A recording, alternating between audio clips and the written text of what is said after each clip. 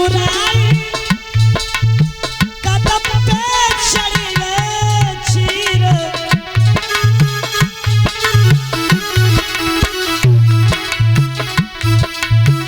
मुरे मुरे मुरे मुरे मुरली बजाई में कैसे करूं मैं चीर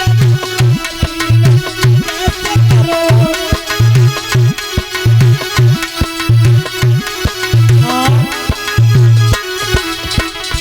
सखिया बोली चीरा हमारे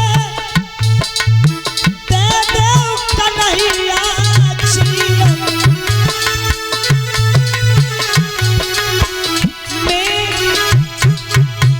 मैं जलमंड उगारी में कैसे करूं।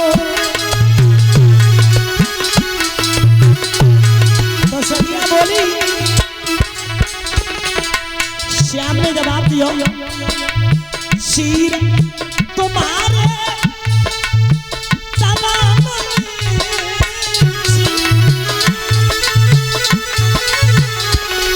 तब ओए जा चल से नारी में कैसे मैं शीर मुरारी में कैसे करूं मैं शीर मुरारी कैसे करूं।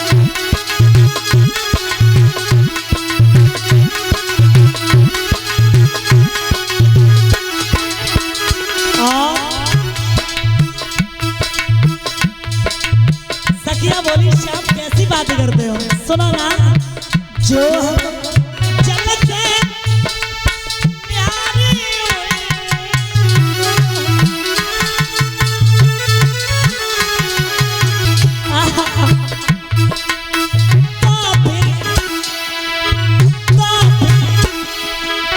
लोग हंसी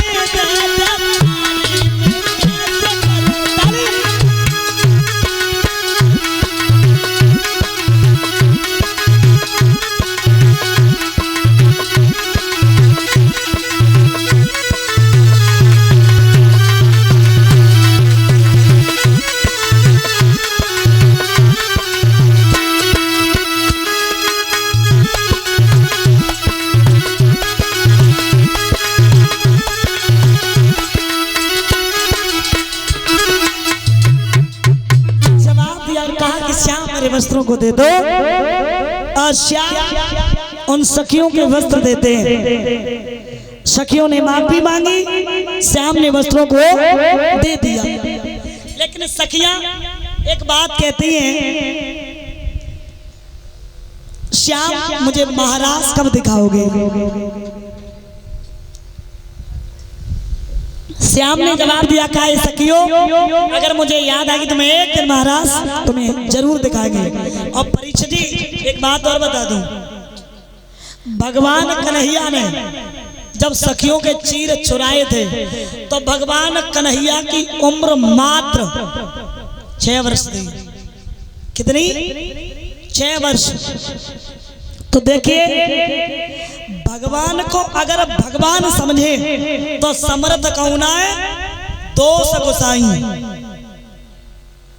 भगवान सामर्थ्यवान है, गोपियां जीव है, वस्त्र अविद्या है, भगवान ब्रह्म है।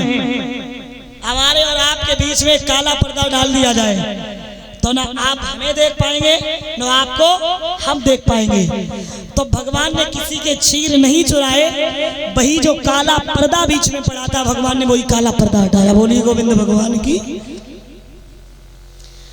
श्री सुखदेव भगवान समझाते राजन परीक्षित, एक दिन की बात है, कन्हैया को याद आई तो उसी समय भगवान कन्हैया ने योग माया से कहा कि जाइए सुंदर सी जगह बनाओ।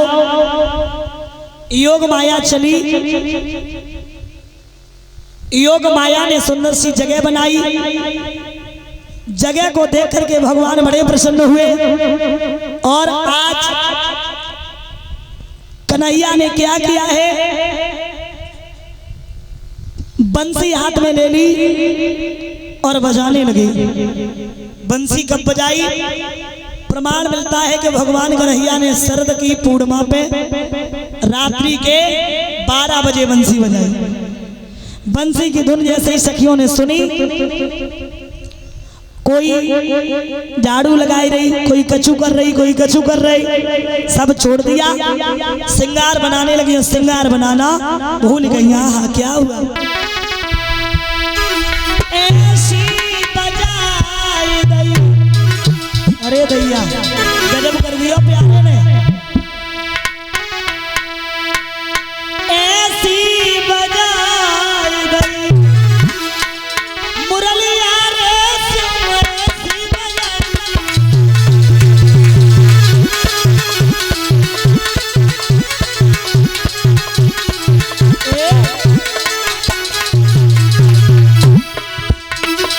मुरलिया रे मथुरिया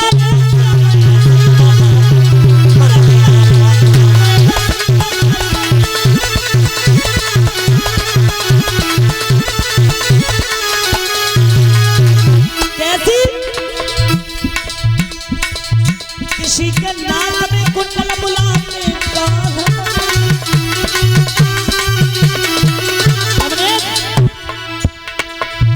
काऊ के होटल पे सरकार लिपस्टिक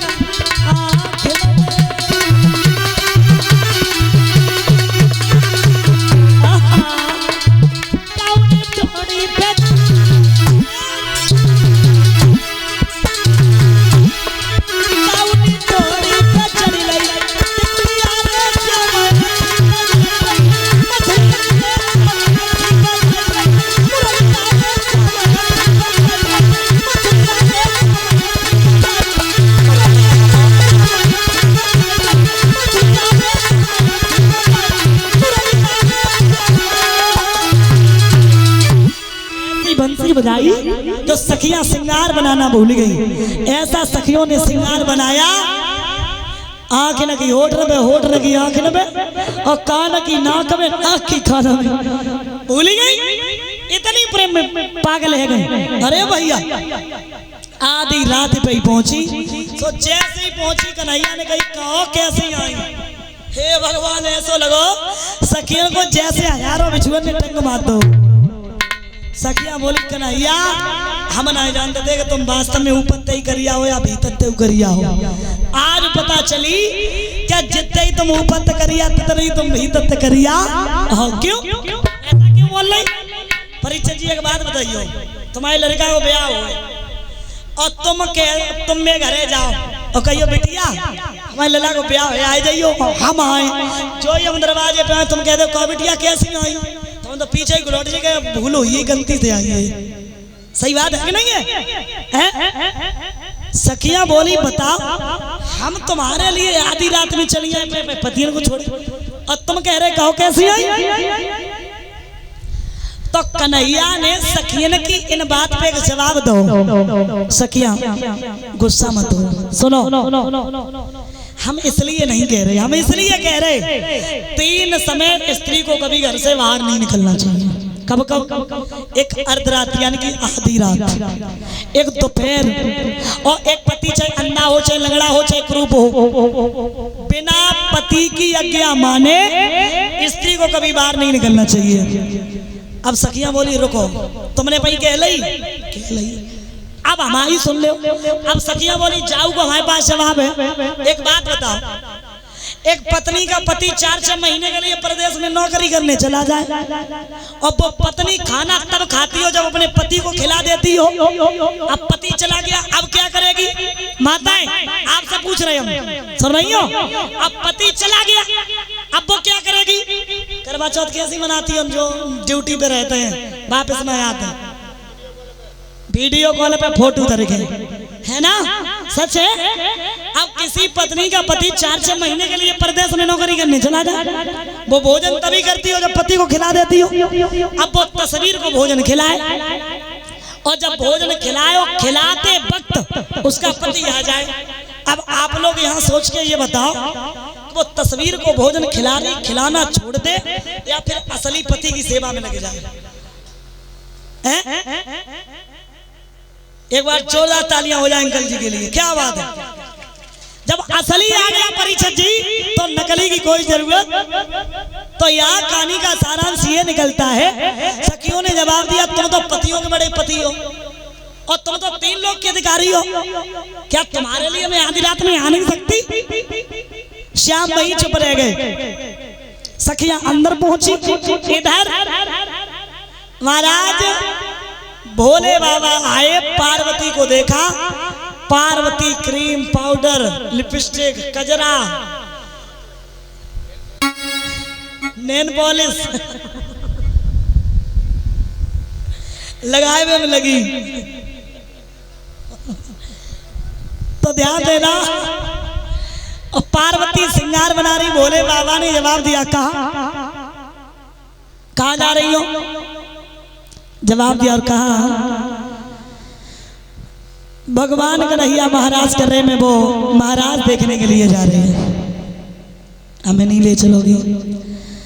पार्वती ने जवाब दिया वहां मर्दों का कोई काम नहीं, वहां केवल स्त्रियां ही जाती हैं। भोले बाबा ने विचार किया हमें लगता है कोई ना कोई गड़बड़ है, मतलब पुरुषों का कोई काम नहीं, स्त्रियां जाएंगे। भोले बाबा ने जवाब दिया रुक जा, अगर पुरुषों का काम है तो ठीक है, स्त्रियों का काम है तो ठीक है, हम स्त्री बन रहे तुम्हारे साथ, ठीक है।